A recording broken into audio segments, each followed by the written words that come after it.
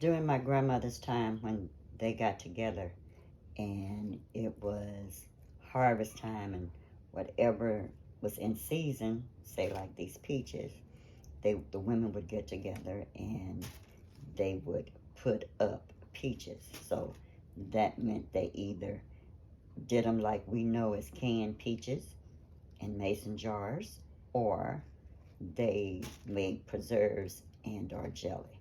And somewhere along the line there were some cobblers made. It was during these times that women got together where they had conversation, pretty much like when they got together for quilting. This is when secrets were shared on how to deal with children, husbands, whatever the situation that a woman was going through. There was always a part of that group, an elder, who gave wise counsel and wise advice. I remember watching my mother and my great aunt making grape jelly when I was a little girl. I remember hearing them having conversation.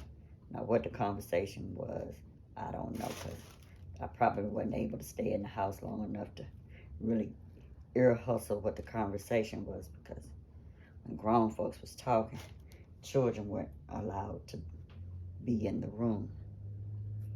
So, cooking lessons, quilting lessons, embroidery, cross stitch, whatever the thing was, it was in those moments when one generation gave womb wisdom to the other.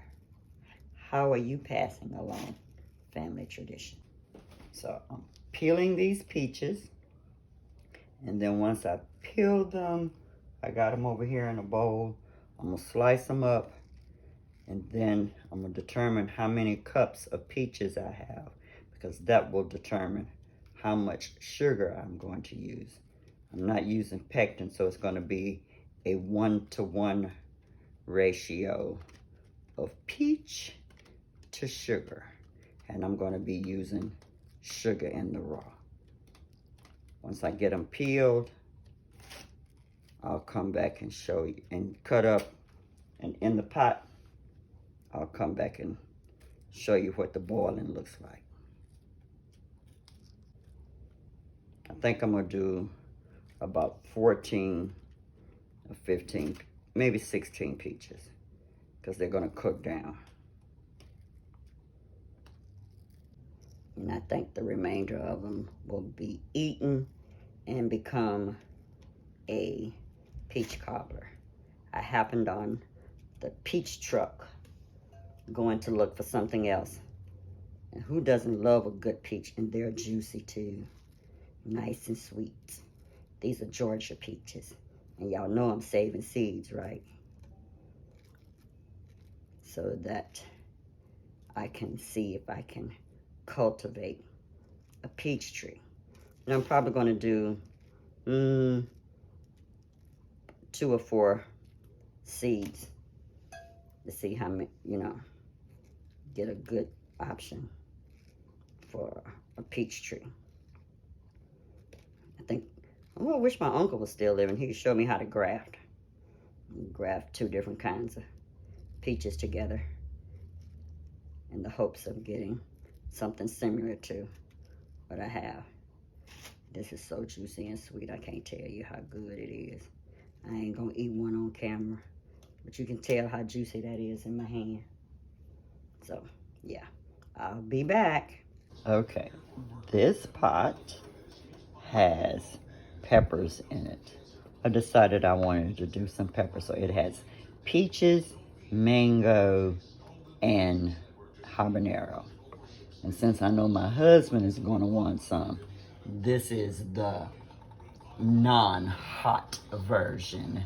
And it is a cup of peaches and a couple of slices of mango just for the extra texture.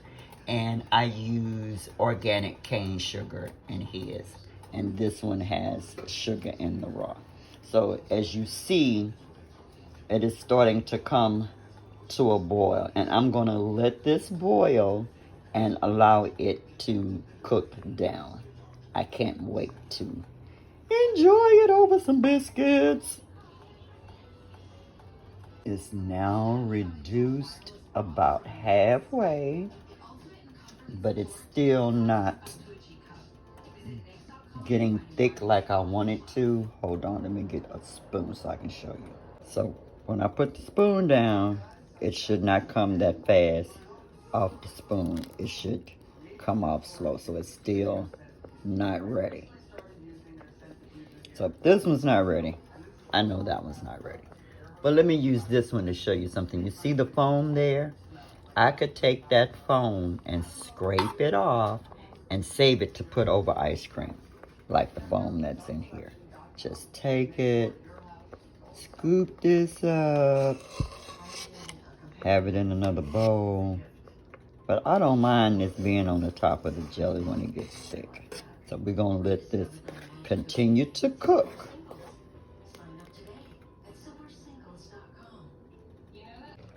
Okay, so now this is what it looks like when it comes off the spoon.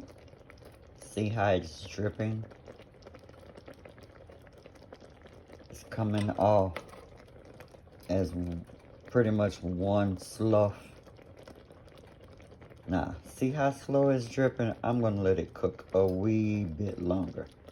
That's the non-habanero pot. Now, the habanero pot is not quite at that consistency. Now, when you cooking with doing this without pectin, see how this dripping off of there?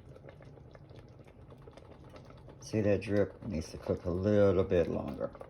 Okay, now watch it come off the spoon. See how it just, now that texture is deeper, it's slower coming off the spoon. And in this pot, still not quite ready, but it's close. This other one I'm gonna jar up. It's gonna be more of a spread, which is cool. Okay, now, see how it comes off the spoon. See the drip? Now I know it may not seem like much to you, but the consistency in the pot is more what I look for. And I think it's ready for me. Yep, I think it's ready.